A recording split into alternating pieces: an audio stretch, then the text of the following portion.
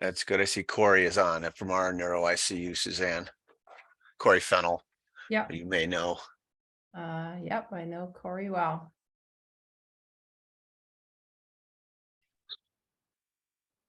Welcome, Susanna. Hey, Corey. Good morning.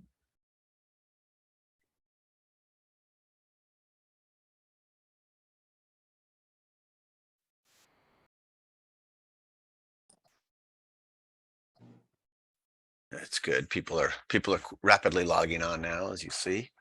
So I think with that, Suzanne, if it's okay, Dr. Muehlschlegel is a professor of neurology and anesthesiology and surgery at University of Massachusetts. And she's director of neurocritical care research at UMass and has a very interesting program that she's developed and part of, very collaborative with other intensivists, and has become very interested in neuroprognostication, as stated by her title slide, and heads up and works on a number of national and international societies and groups to deal with this and think about it and write about it. And it's been extremely instrumental in our world as we use this information. So Suzanne, with no further ado, I'd like you to take over and get started, and welcome. Thank you very much, Dr. Ogilvie. Thanks to the entire group for having me in the kind invitation. It's really fun to speak to friends, but also maybe chat about a topic that's really at the forefront of what we do every day, but people don't always look at in a scientific way. So I want to kind of show you a little bit what I've done, what others have done, and where we are. Obviously, for disclosures, I have no conflicts or industry funding at the moment. This is all funded through NIH, and my colleague with whom I'll present one trial had a foundation funding for that. So the overview really is these three packages. First of all, as an intro to talk about the decisions and by whom and why it matters, and then really dive into the science of it behind prognosis and prognostication. Hopefully you walk away knowing the difference between the two and why it's important to talk about prognostication. And then dive into shared decision-making, which might be a solution to the problem. Be interested to hear your opinion. So to just define some terms at the very beginning. So you'll hear me talk about severe acute brain injury and this new abbreviation that's kind of making its way into the field. What I mean, or the things that I've worked on, are these three diseases that you see here.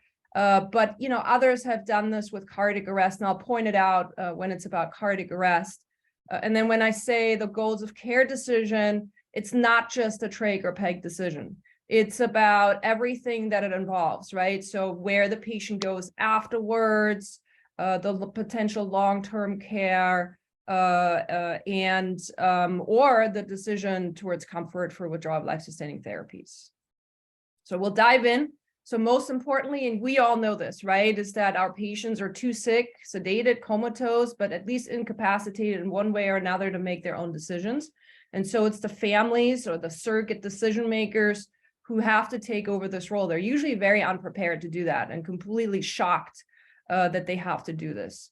The brain injury that leaves patients incapacitated for who knows how long, weeks, months, sometimes life. But the most important question that we all get is, well, what's the prognosis, doctor? What's next?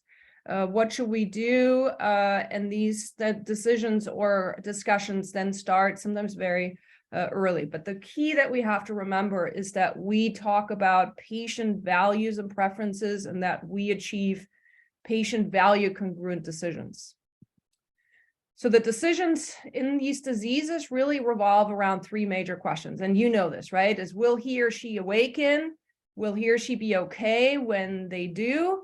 And what does okay really mean? And what does it mean? What's a good outcome to whom and when? And what does it take to get there? And so this is kind of the framework under which we're operating on a daily basis. It really involves two sides, two groups, the clinical team. So us, we have to triage, we have to think about the treatment options and pathways and procedures we might offer or not offer. And then also how we might communicate that to the family. And then the family has to really take on this decision-making role that I've mentioned. They're often completely shocked and unprepared, and it can delay things or sometimes lead to poorly informed decisions. And then they have to think about what's the right decision for the patient. And one thing we never talk about are the financial burden that these families sometimes have to endure. And it's really hard to address that issue. And families usually don't think about that in the moment, but long-term, that can be a major problem. So ideally, this is kind of the ideal thing that we want to do. We should combine evidence and preference-based medicine. So I really like this graph by my friend Claire Kreutzfeld, who's a neuropalliative care expert. And, kind of she looks at this as the evidence, the prognosis and intervention effect. So that's kind of the physician side. Then the patient preferences, maybe some advanced directives or personal values, and then the expertise that we bring and can try to synthesize the whole thing, right? So that's the ideal world.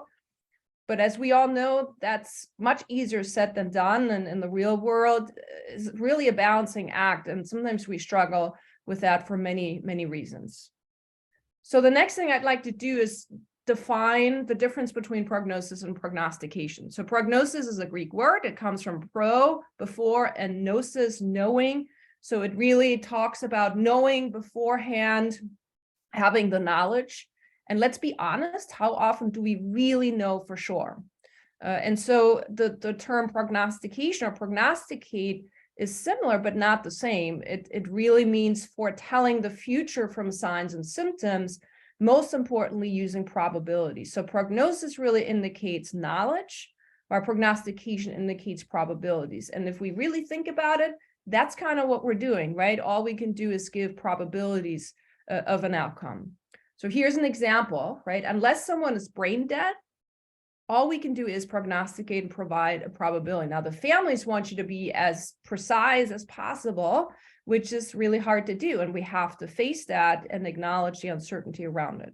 So this is what's called an icon array. So there's smarter people than all of us out in the world that do risk communication research. And what they've found out is that you shouldn't be giving percentages. You shouldn't be showing a bar graph or a pie chart. You really should be depicting probabilities in form of a graphic called an icon array. So here's an example where you actually depict people. So not just dots or squares, you can do that too, but humans react better to actual humans, at least depicted. And you can see here, I just kind of came up with this. This is the example. So using not the 3-month ICH score, but the 12-month validated outcome of an ICH score. And also the legend, the language of the legend has been developed with patients and families. And so based on that prediction model, 17 people of 100 will have died. And this again refers to this one patient here. 23 will live with moderate or severe disability. And, families wanted us to further define what does that really mean. And then 60 out of 100 will live or at least be able to walk without help. Now, what you also need to do with these icon arrays, usually they also ask you to do the opposite. So for example, 60 will live and at least will be able to walk, but that also means that 40 will have either died or have moderate severe disability. So the reverse you should also say. I'm not doing that here. According to these risk communication experts, this is how people best understand these types of numbers and proportions and percentages. And so the problem, though, is how do we know whether the patient will be here in the black category or up here in the blue or up there in the gray category? We really don't, right?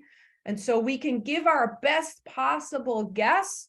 There's also studies that show you should frame this as best case, worst case scenario, and something that you think is most likely. But we have to be very aware of our own biases when we do that. So this uncertainty around it, we have to very clearly acknowledge.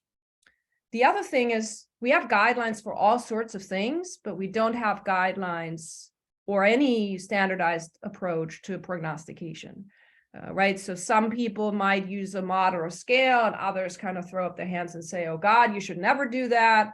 But I think we all probably look at comorbid conditions, maybe a pre-existing DNI, DNR, but we also know that if you make patients early DNI, DNR, that they may have worse outcomes. You might look at the ICU complications or the trajectory. And then there is this vague thing, the provider hunch, or what people call the experience. But that's where bias can come in and wreak a lot of havoc. And so there's a bunch of other things I'm not listing here that doctors have done. The other thing I hear a lot, and is a little bit of my own personal pet peeve, is that neuroprognostication is an art. And so here are a few papers where, we keep hearing this for now 20 years or longer. These are just example papers where people write about this. And I can give you millions of other examples. But my provocative question will be, well, should it be an art, right? So for me, art is, let's say we look at this picture, you can interpret it in many different ways. And maybe the way you interpret this picture is different than the way I interpret that picture. And art really should be open to all sorts of mindsets. But my question is that when we talk about life or death or these really crucial high stakes decisions, should this really be an art? Should there really be no science behind it? And rely on the provider hunch? I will claim that maybe we need to rethink that. Here's some examples as to why. So Alexis Turgeon is the Canadian research chair in traumatic brain injury, and he's published a lot about neuroprognostication and TBI. Here was what I would call really a landmark paper. If you haven't read it, you really should. It came out in the Canadian Medical Journal. It's kind of like the JAMA of Canada, where he asked 6 level 1 trauma centers in Canada, and he purposefully didn't name them. He called them A to F. And they asked them to randomly pick 120 patients and then look at how many died and how many of these patients died from withdrawal of life-sustaining therapies. This is here the adjusted odds ratio of dying from withdrawal of life-sustaining therapies, adjusted for all of these things down here that we all know are very well validated predictors of mortality and TBI. And yet you can see that it really depends on what center you're at. So in some centers, you might have more than double the odds of dying from withdrawal of life-sustaining therapies, and in other centers, less than half. And then, again, this is adjusted. And the other thing he found is that 65%, so 2/3 of the decision to perform withdrawal of life-sustaining therapies happen within the first 3 days, so earlier than 3 days. And so this really kind of gave everybody a lot of thought as to, oh my God, what might be going on? So maybe there are other things and not just patient factors or family factors that might be, kind of contributing to this huge variability. And if I, show you just some data about TBI, I'm showing you now the same thing holds true for other diseases. So here's a study about cardiac arrest. So I won't go into details, but you can see the kind of differences in graph. This is the standardized rate of good outcome in hospital discharge. It really depends at what center you're at. And then in ICH, a similar thing. While these are not real patient data, this was a vignette study where physicians were asked to give a hypothetical prognosis. It again showed this huge variability. And then you added on a score like the ICH score, and suddenly physicians were even more biased towards maybe worse prognostication. So that really should give us some thought as to maybe it's us doctors that are part of this. And so I will introduce you to this notion of bias and maybe heuristics. So let's define that first. So heuristics is a normal human reaction. We all do it, essentially generating solutions to complex problems through pattern recognition and simplifying assumptions. So that's a mouthful. So let's define that.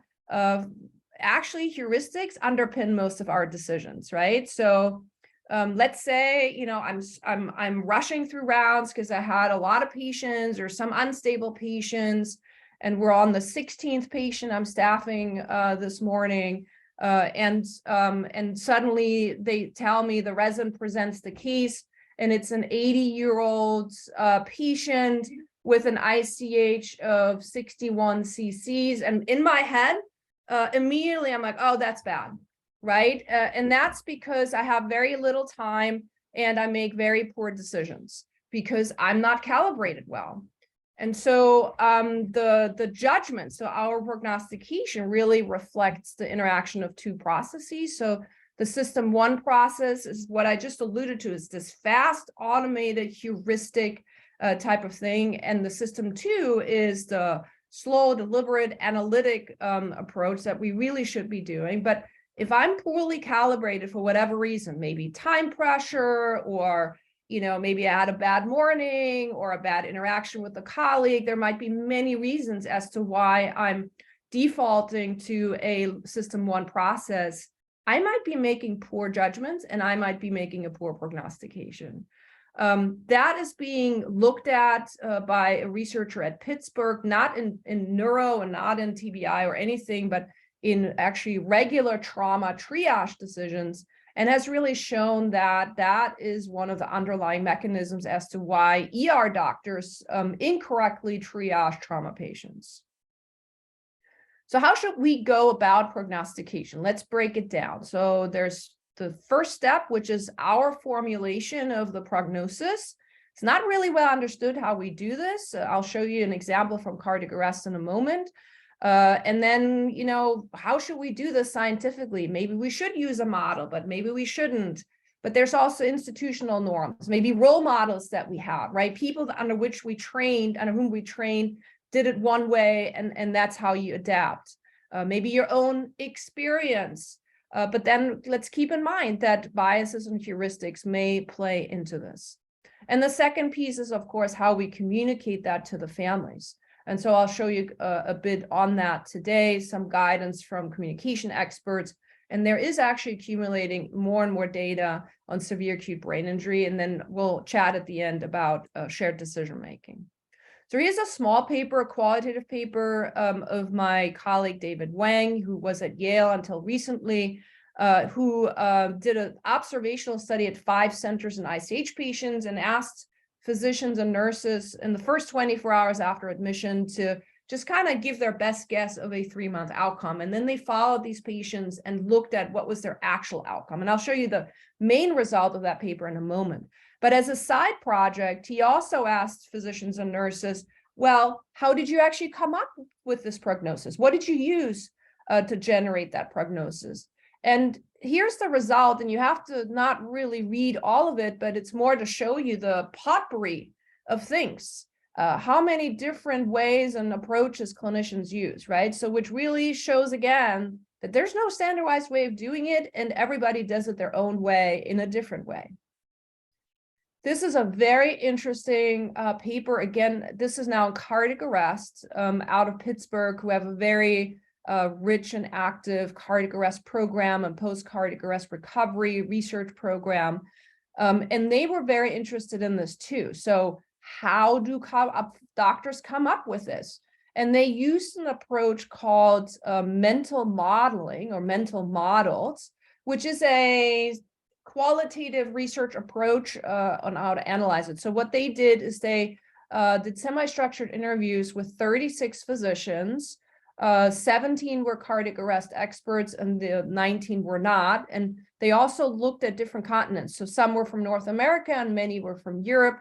And they really asked, well, how do you come up with prognosis and what influences that? And how do you do that? And this is their mental model that they then derived from what they heard. And the thicker the arrow, the more often they heard that, or the more common this was mentioned. And they came up that there's really 3 processes. One is the acquisition of data. And you can see, right, it should be patient factors tests, maybe time, and look at the thickest arrow are hospital factors, right? Maybe something's not available, such as an MRI or an EEG and those kind of things. The next step is to interpret that data. And you can see the thickest here are test features. So that kind of makes sense, right? Integration of information physician factors. And then finally formulating the prognosis, and look at what is the most thick. The thickest are really physician factors and hospital factors again. and not the integration of information, which is what I would have assumed might be more important. And so that really shows that the prognostication process might be influenced by factors that we don't consider all the time.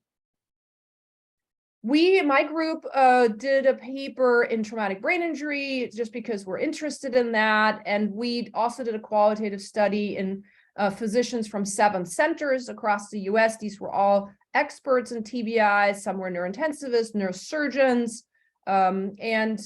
We asked them, well, what do you think about using a model? And in TBI, the most widely validated model is the impact model.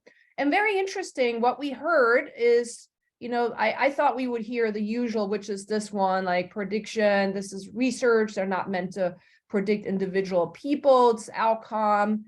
Some even said, oh, I don't trust the data from which this model was derived because the data is from the early 2000s and late 1990s. This was old data. And then, some actually said statistical models mislead families or numbers mislead families. I'll show you some of that reaction or what actually families think about that.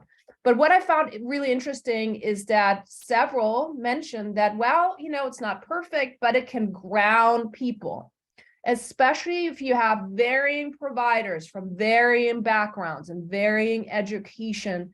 And it might at least ground and not get rid of bias, but at least let's all speak from the same platform. And then, of course, you could modify it depending on some additional patient factors or ICU complications or whatever. So we found that interesting.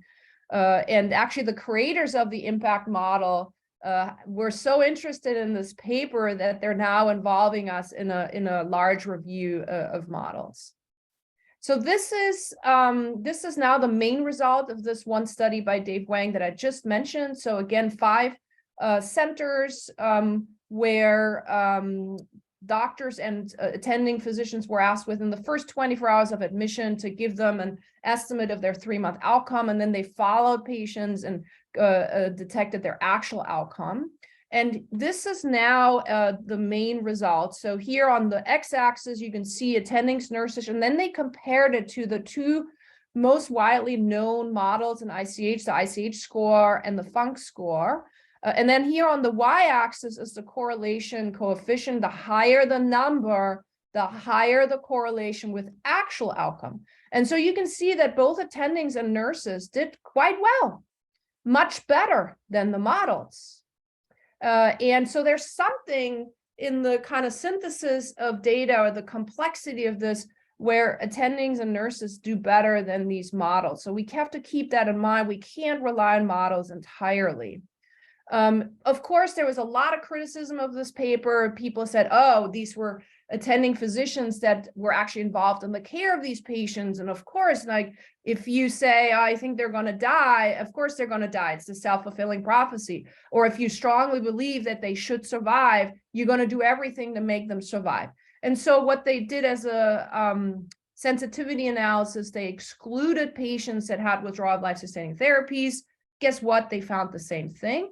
And so this paper, at least, has kind of taught us that these formal scales we have to take with a grain of salt. And I've just mentioned the term self-fulfilling prophecy. I'm sure you've all heard this term. This is kind of the first paper that addressed that in 2001 by Kira Becker and ICH, really showing that you can have every predictor known to mankind, but then if you add withdrawal of life-sustaining therapies, it's the strongest #1 predictor of death. We replicated the exact same study in TBI, found the exact same thing, not surprising. And so we have to be very aware of this. So if you decide to withdraw care, or if you even prognosticate a very bad prognosis and the family follows your guidance, you may kind of sway them towards early withdrawal of care or withdrawal of care. And I'll show you some of that TBI data that's coming out that maybe we have to be a bit more careful with that. This is one of my favorite papers. So for residents or trainees or APPs, if you want to read a kind of really strong paper, I recommend you read this. So Claude Hemphill is a leader in the field, actually the creator of the ICH score, who feels that his score has been abused over the years. to something that he never meant to do with this score. And Doug White is the leader in the field in general critical care about risk, not risk communication, but communication, family-centered care, shared decision-making. And so this is one of my favorite papers. If I need a motivator as to why I'm doing this work, I go back to that paper and it really hits home for me. So I want to show you some examples. So this is really a new, hot off the press kind of data for severe TBI. So I'm using that as a model, but you can replace that with probably the disease of your choice and we'll find similar things. So this is a study that came out last year in JAMA of Neurology. This is the longitudinal 12-month outcomes of moderate to severe TBI patients on track TBI. If you don't know what track TBI is a multi-million-dollar funded observational study by the NIH to really understand the trajectory and outcome of TBI patients, but in all three categories. So actually track TBI enrolled mild TBIs by I think 2/3 or so. And so this is just a moderate to severe TBI data. I'm just showing you the severe TBI graph. These were pretty bad patients, right? So mean GCS 4, and you can see the median 3 to 6. So these were pretty sick patients on admission. And look at this. So this is the GOSE. You can see the kind of scales here. So at 2 weeks, about 1 in 5 patients had died. And by 3 months, not a whole lot more had died. You can see over 6 months and then 12 months, this dark green bar graph doesn't grow a whole lot, right? So what that means is most of the deaths actually occur in the first 2 weeks. And what's also important is that about 1/3 of them occur in the first 72 hours. And then almost all of them by 2 weeks, right? And then when you look, however, at the good outcomes, so you can see how that grows over time. And this kind of teal graph is almost completely normal. And you can see how that grows over time. And also by 12 months, 1 in 5 patients, so 20%, had no disability on the disability rating scale, which is astonishing for a severe TBI population. So they also in the same paper show a graph for moderate. It's the exact same story. And this is an interesting thing that, often 2 weeks is kind of like our cutoff where we should have a decision, where we start to, I don't want to say pressure families, but really trying to have that family meeting and have a decision.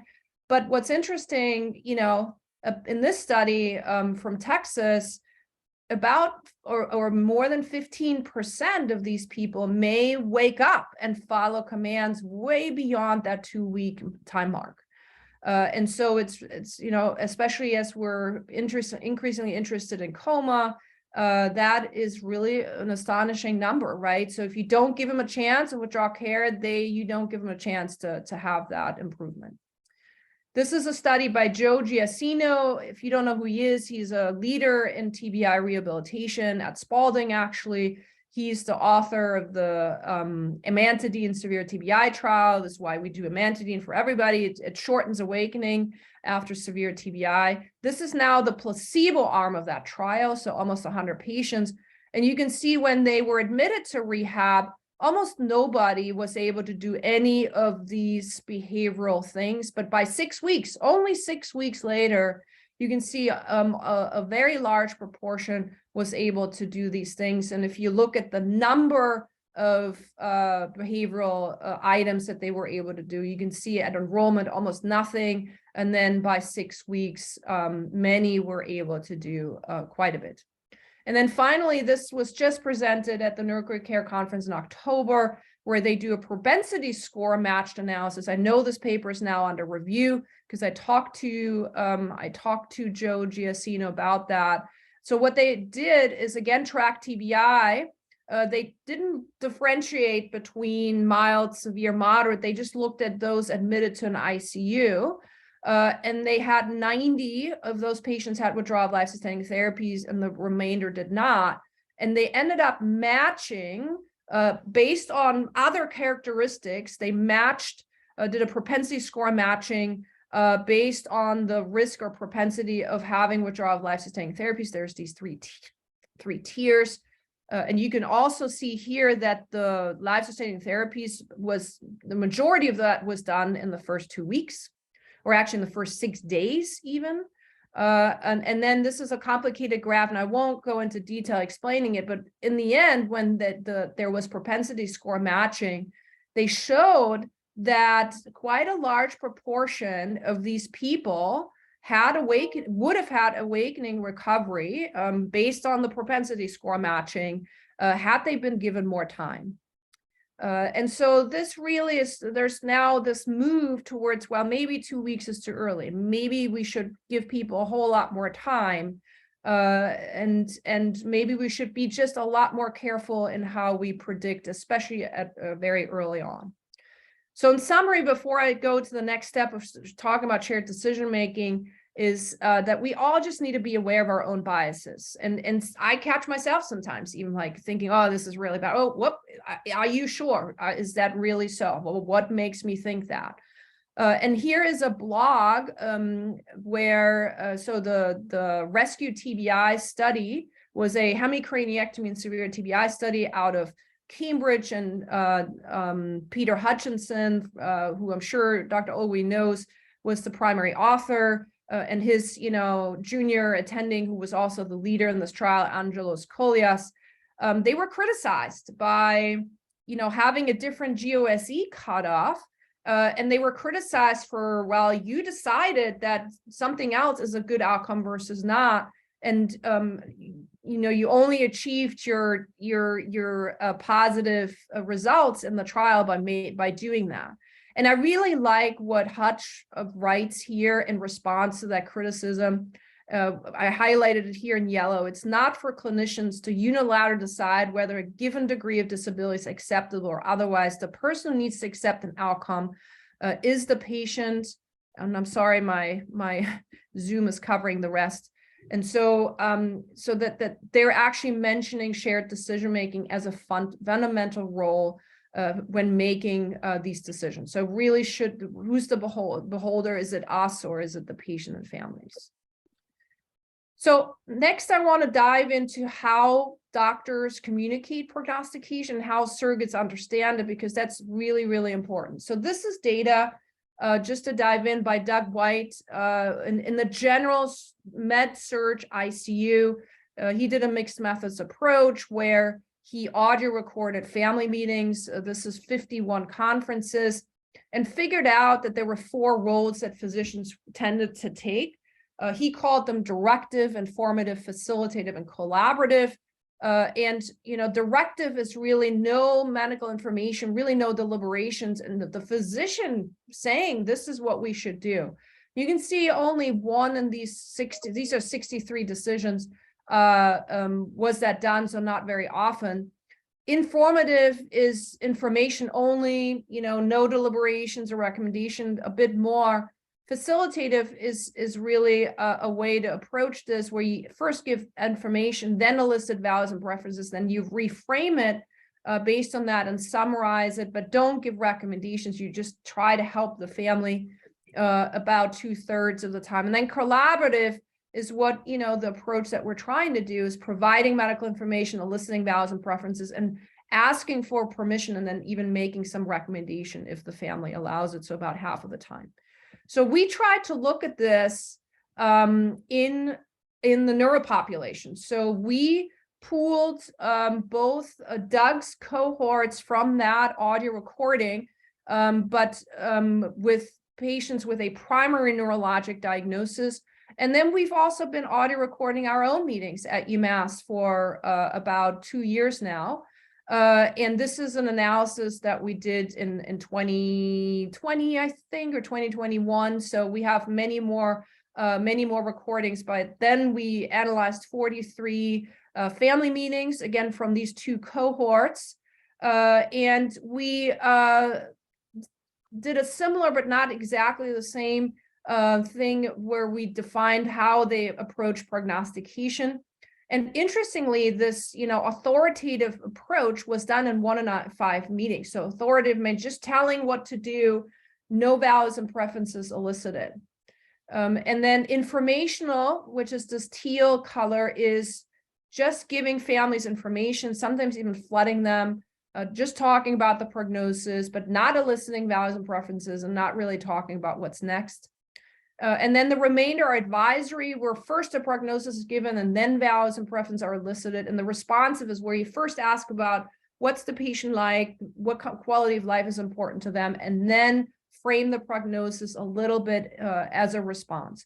And so if you summarize the blue and the teal, which is authoritative informational, so that's 44 times or 44% where the physician never even asked about patient values and preferences. We thought that was astonishing, surprising, but that is the result. This paper has now been published last year, if you want to read more about it. We also attempted a multivariable analysis. It was a little tough because we had some missing data, but some very preliminary findings showed that there seemed to be a difference as to whether a neurointensivist was having that conversation or a non-neurointensivist. That could have been a surgical intensivist or a surgeon, or sometimes even in other centers, a medical intensivist.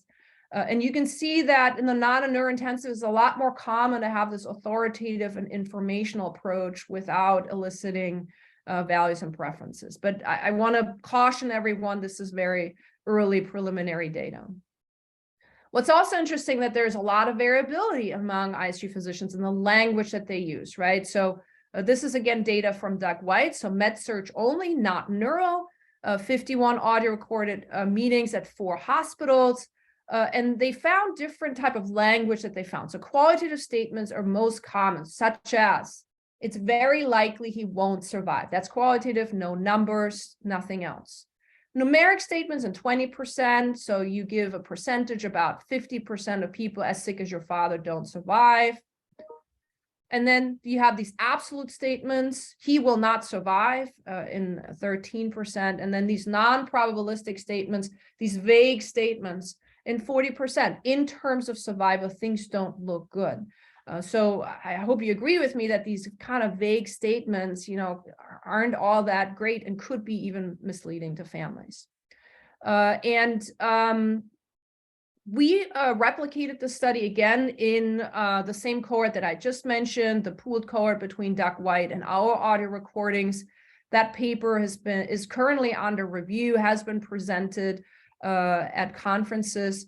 But we also looked at the types of statements by outcome discussed, and there was also a difference depending on the outcome. And interestingly, these vague non-probabilistic statements were most commonly and more commonly used when you talk about cognitive outcomes. Why that is, we're not sure. Maybe because we don't have sufficient outcome data about cognitive outcomes. We're not totally sure, but it was an interesting observation. So that's under review right now. So it really leads us to ask, why do we rarely communicate prognosis quantitatively? Well, I think the most common thing is that there's poor, no training on prognostic communication amongst people. There's now this trend towards serious illness communication training by palliative care, but that often doesn't include prognostic communication for neurologic diseases. There's also literature to show that there's reluctance about doctors to predict the future, and that finally physicians even have uncertainty about their own prognostic estimates. And then I showed you earlier in our paper, we found that physicians don't do it because they don't want to mislead families and they feel like they would cling on to that piece of hope. I'll show you that we did a qualitative study in families. This is again in TBI patients, where we showed that the needs of families are not met by how physicians prognosticate, at least in TBI. So this is surrogates from 2 different centers, Pittsburgh and us, as well as physicians from 7 centers. And the majority of surrogates, 82%, wanted exact numeric estimates. And here is a qualitative statement that kind of brings that out. And very few were satisfied with these qualitative terms like likely, highly likely, and so forth. On the other side, 3/4 of physicians said they typically omit numeric predictions for 2 reasons: because they distrust the accuracy of any outcome models in TBI and the data from which they were derived. I mentioned that before, but most importantly, the fear of creating false hope in families. And interestingly, families say that we understand that there's a lot of uncertainty around this. We're not going to cling on to this, but it's just easier for us. It's less confusing. And so that might be an idea, right? So again, we might frame it best case, worst case, and what you think is most likely, and acknowledging the uncertainty. Doug also showed that surrogates might have doubt in the physician's prognostication abilities, and actually, at least in the med-surg population, almost 90% had doubt. And the reasons for it being is that, of course, some are religious and feel only God can alter the course of the disease. Many know that predicting the future is inherently inaccurate. But unfortunately, some have had prior experiences where the doctor was simply wrong, and that created the doubt. And the most common one, though, were experiences with prognostication during that one hospital stay already, sometimes having inexperienced providers. The worst, and I'm sure you agree with me, that's happened to me many times, discrepant prognostic statements from different doctors where there's no team huddle. What are we all going to have the same message? So, stroke says one thing, and then maybe neurosurgery says another, and the families are entirely confused. And there might even be disagreement between the surrogate's perception and prognosis themselves. However, despite the fact that they all have huge doubt, they still said all of the ones that were included in this study of 50 surrogates all wanted to hear what the physician had to say. So they wanted to hear what the prognostic estimate might be, even when the prognosis is poor. This is a study that I found very interesting. By the way, was paper of the year in critical care medicine in 2010, a while ago now, but I think it's still pretty accurate. The factors that influence the surrogate decision maker's own perception of prognosis, right? You might think that what we tell them influences them. Well, think again. So only 2% of surrogates use the physician's prognostic estimate alone when coming up with their own prognosis or thinking how the patient will do. About 50% at least partially considered what the physician had to say. But look at this. 2/3 considered the patient's physical appearance. I mean, we all know that they look kind of not great when they're there, critically ill, hooked up to tubing, but that was something that was really important to surrogates. What language should we use? So this is a clinical vignette study, but what they asked surrogates here is they asked to make an X on the line for chance of survival after hearing these terms. So for example, they were asked, okay, what do you think the doctor is trying to tell you in terms of numbers and chance of survival? If he or she says, I am concerned he will not survive, right? So then you can see here, so the X is the mean and the little diamond is the median, and you can see the interquartile range. And you can see with these many qualitative statements, there is a really wide range, not surprising. Look what happens when you give him a numeric estimate, though. He has a 5% chance of surviving. Wouldn't you think that the surrogate would make an X at 5%? Well, no. So you can see that there is this, so 5% is way down here. This is 5%. And they all were way above. So this optimistic bias that surrogates often have really came through here. Look what happens with this one where you close the door, right? Sometimes you think, I just have to close the door because this is terrible. He will definitely not survive. Not only, is the mean at 10 and the median around 27% of survival, look at the wide interquartile range. So if you're trying to make statements that close the door, you will increase the optimistic bias by surrogates. Now, this is a vignette study, so take it with the caveat of, who knows what would happen in real life if this was a real decision. It's just not ethical to do such a study in real life patients. But essentially, I like this quote: when certainty is not possible, approaches to decision-making that ignore uncertainty are viewed negatively. And so this gets me to the point that uncertainty is the other side of prognostication. There was a famous commentary in the New England Journal of Medicine that talked about this.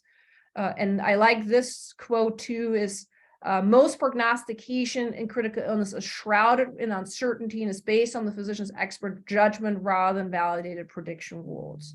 And so again, back to the bias, we just have to be aware of it.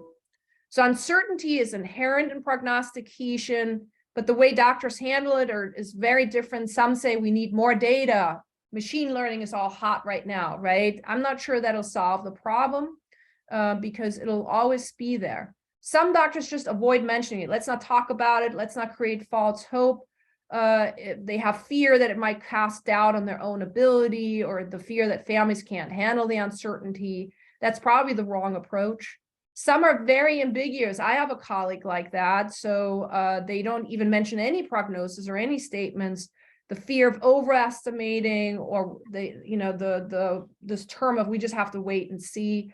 And that is also not a good way of approaching it. So I've summarized here a lot of literature, and I'm listing it there on the bottom about kind of what empirical studies have found and validated about how we should handle uncertainty. First of all, we have to normalize it. It'll never go away. We just have to deal with it, and we shouldn't just avoid it. We should just kind of really acknowledge it. That's what families want you to do, and it actually increases trust. So if you acknowledge, I think this might happen, but there's a gray zone and we can't be totally sure, no one will be able to take that uncertainty away from you. That actually increases trust. And I've experienced that many, many times. So the number one thing is uncertainty is unavoidable. Normalize it. Communicate about it honestly with language that conveys uncertainty. Avoid absolutes. Remember, you can only give probabilities and not be certain usually. Be compassionate. Deliver it with empathy. And just keep in mind that, not giving them anything isn't good either, because your expert estimates are very valuable, even if you say that's a rough ballpark. And then again, sharing this and engaging in the shared decision-making fosters trust in doctors. So how should we communicate? I gave you a few things. There's really no guidelines on what to do, but there is this policy statement. It has great examples in it about how we might do it using shared decision-making. And there's also the practice guideline update recommendations. Joe Giacino is the lead author about disorders of consciousness. So it's not disease specific, but essentially about comatose patients. And interestingly, their statement, which has really been, very controversial, is they state in here that when discussing prognosis with caregivers of patients with a disorder of consciousness during the first 28 days, clinicians must avoid statements that suggest these patients have a universally poor prognosis. What he says is, I'm not saying you shouldn't talk about prognosticate, but you shouldn't make these bland statements that they have a universally poor prognosis. There's some experts that recommend shared decision making. So let's define that first.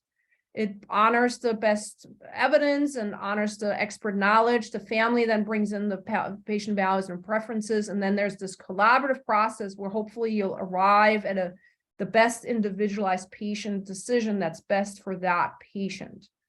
And we actually conducted the study. I mentioned this pooled analysis of audio recorded meetings, and we're writing up this paper right now. We have more than 58 that will go into the paper.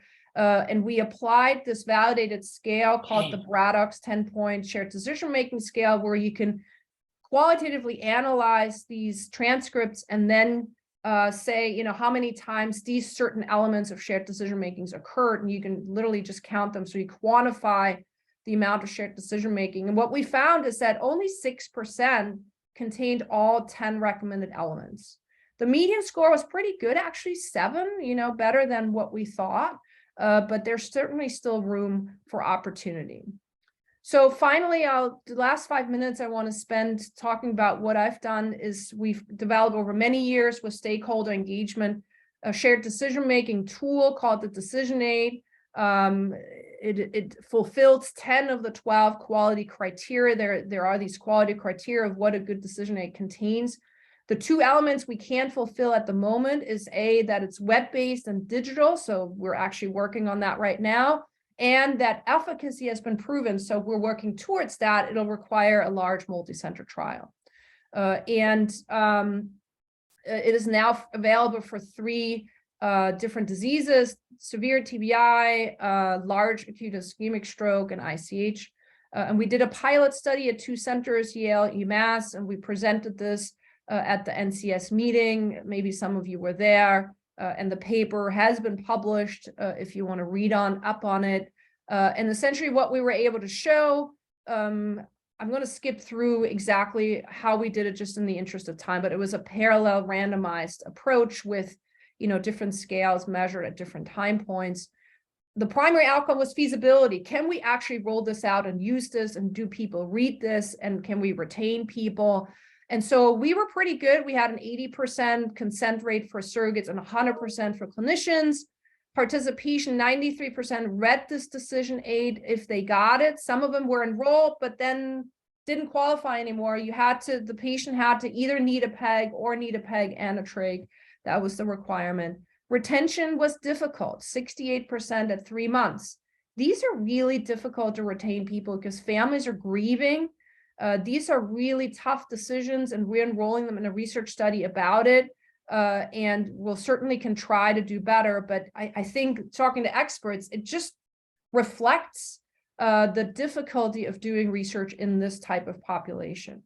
The lessons learned is that it is feasible to deploy this, that the enrollment timing needs to be perfect. And sometimes we even enroll people and then later on they ended up passing their SWA and kind of eliminated the need for such a decision aid, and then they fell out. And as I said, this is a tough population to enroll and study. I want to show you the acceptability results here is that 82% thought it was good or excellent in terms of acceptability. And when we asked them, did you find this decision aid useful when making your decision? And again, these are real decisions and real patients and families, and 96% found that tool helpful in making that decision. I will just show you a few results here and then finish up, is that interestingly, intervention surrogates did not choose or less frequency chose withdrawal of care at CMO. So you can see here the difference. It's small n's, right? It's a pilot study, so not powered to show a difference, but still gave us some thought here. And also we had fewer decision aid patients that had a new DNI DNR. And so maybe it was our tool, we're not totally sure. And then that also meant that fewer patients died, and we had a higher survival rate at 3 months, but the disability was still high. And remember, these are really severe patients, so 3 months is probably not enough time to see any change. But that's all the funding we had in a pilot study. You kind of do your best, and it's not a perfect outcome. So the future is we're doing a digital decision aid. We're working on that, have optimized that with some NIH funding, are doing acceptability, usability testing now, hopefully soon a pilot study again, and then hoping to be ready for a multi-center trial. So we're doing some eye tracking to optimize this. We have user experience design experts on the team, because that's what digital tools need. We're still working on what are the right outcomes. That's actually the toughest part. So I'm going to skip over this just in the interest of time to have some time for questions, but this is a proposed suggested approach to prognostication and shared decision-making. Most recommend to give at least 72 hours of full management, including procedures, whatever it takes. In cardiac arrest, there's now a paper out that suggests that you should even wait longer, up to 2 weeks, avoid these early and nihilistic prognostications, and then do shared decision-making, which, without a tool is harder said than done. So I'll stop here. I know there's something in the chat. I'll look at that real quick. A comment, thank you. And I'm open for questions. Thank you.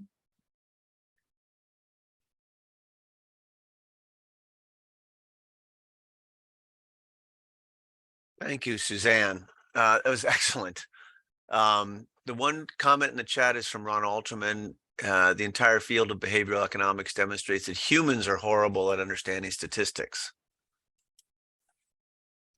That is correct. And we're probably even worse at communicating those.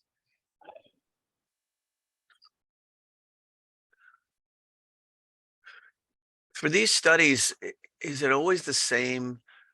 Is it a different individual that interacts with the patients and families at the different nodal points, or is it the same individual? Because that's something Great. that builds great trust, is to have the same individual working with the family as you navigate these really hard Yeah, patients. that's a great question. I agree with you, right? So it's not always, right? That's our clinical world of ICU care, where it's, 1 week, one provider, and another week, the next provider. We adjust for, it may also be one provider taking care of 3 or 4 patients in that trial. And is there a difference within providers? And so we really only looked at that data as the clinician leading that goals of care discussion. There certainly could have been many, many interactions with other physicians before then. We tried to protocolize that as much as we could. It's very hard to do. And so those are all the caveats that you have to consider when you're doing a study like that. And is the level of training and experience built into that for the individual interacting with the patients and families? So something we noticed with our pilot paper tool is that there were different training levels, different interest levels. So we had one person who is very interested in serious illness communication, actually has undergone a 4-hour training with palliative care that they offer, and others really don't even want to have a family meeting. So we adjust for provider, right? So we call them provider A, B, C, D, E, and so forth. So we adjust for that. In our new digital tool, trying to overcome some, or maybe trying to level that out, is we created a clinician dashboard. So this will be an intervention that will mostly be on families, but a little bit on the clinician as well, where we will show them the icon array just so that they know what families saw. And there's a lot of talk about uncertainty. So we're not just throwing that icon array at the families. There's a lot of uncertainty talk before and after. But we're also giving clinicians discussion points that will lead them towards better shared decision-making, especially those that don't want to have meetings. We're very interested in having those. And then we will also give them access to the worksheet that the families fill out, where that's essentially a value clarification exercise, so that they know going into the meeting where the families stand. We'll see. I'm not sure yet how that will work. But I'm interested. Martina and I have recently had a conversation about communication training in physicians, right? Especially neurosurgeons. Because there is also huge variability amongst intensivist surgeons and so forth. Susanna, thank you so much. That was a fantastic review of something that's definitely a common scenario for all of our practices. I guess what I was hoping to hear your thoughts on are how we can best operationalize what may or may not be necessarily a time-limited trial of maximum therapeutic support. Something that's a little bit, certainly related, but it's kind of an extension of some of what you're talking about. Because I feel like we put these very unnatural time points around decision-making that are unrelated to the disease process that we're talking about, just because it's kind of a matter of ICU care and doesn't really take into account the expectation for when we might expect to see some signs of recovery, et cetera. And so I guess, on an operational front, really, I think we could, posit how we best determine those time points, but really who should be that person that's involved, because I think there's just a lot of variation around how these patients get followed long-term that really impacts the ultimate outcome, and that influences a lot of the data that we have available to us. So I just kind of wanted to get your thoughts. Yeah, so I think if I understand your question is who should be speaking with families, is that what you're asking, or who should be offering time-limited trials? Yeah, and I think and if we were to do that, I mean, the language that we should use, and then how we can best follow these patients, long-term to revisit, those values and preferences over time. I mean, I can give you an example of, where we did that. And, it was a TBI patient who was very severe, but the family wanted to give him a chance. And so, we ended up doing the trach peg, but the family also, with some communication from us, because we had all this uncertainty, they said, you know what, we want to give this a shot. What do you think is a good timeline before we would know whether he's really going to get better or not? And we said, in TBI, 6 months is probably not enough anymore now that what we know about it. I think 1 year might be more reasonable. I mean, there's data to say it should be longer than that, but I think by 1 year, you may know the trajectory, right? So if they're on an upward trajectory, they could get even better after 1 year. But if they haven't made any improvement or even worse, then maybe 1 year. And so that's what they set for themselves. So they went out to rehab, and first an LTAC, later rehab. They even showed us a video of how he was doing. And then, unfortunately, he had complications from his hemicraniectomy. He actually had paradoxical herniation. Came back to us. We did the surgeons did a very emergent cranioplasty, and he never regained his mental capacity. So he never really woke up again. Before, he was throwing a ball in rehab and interacted with his family. And so then he, had hospitalization after hospitalization, all sorts of complications, pressure sores, pneumonias. And at 1 year, when they reached that 1 year mark and he had never regained what he was on the trajectory to regain after 3 months, they said, that's it. We've reached our 1 year mark. This is not the quality of life he would have wanted in and out of the hospital, in a nursing home.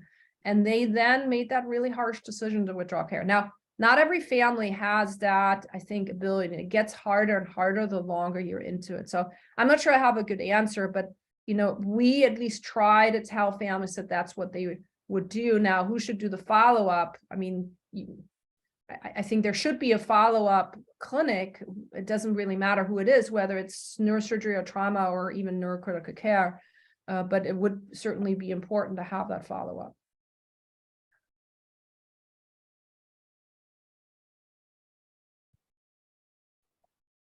Well, thanks very much. And Ron, did you have your hand up for a comment or?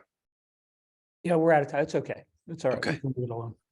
Okay, I guess, sorry, we are out of time, but Susanne, thank you very much for this run through. I think we'll be in touch with you about a couple of topics, couple of issues, because I've got some other questions, but it was a great presentation, and I think it's going to generate some good discussion, and thanks very much for doing it. Appreciate you taking the time. Thank you for the invitation. Have a good day, everyone. Thank you.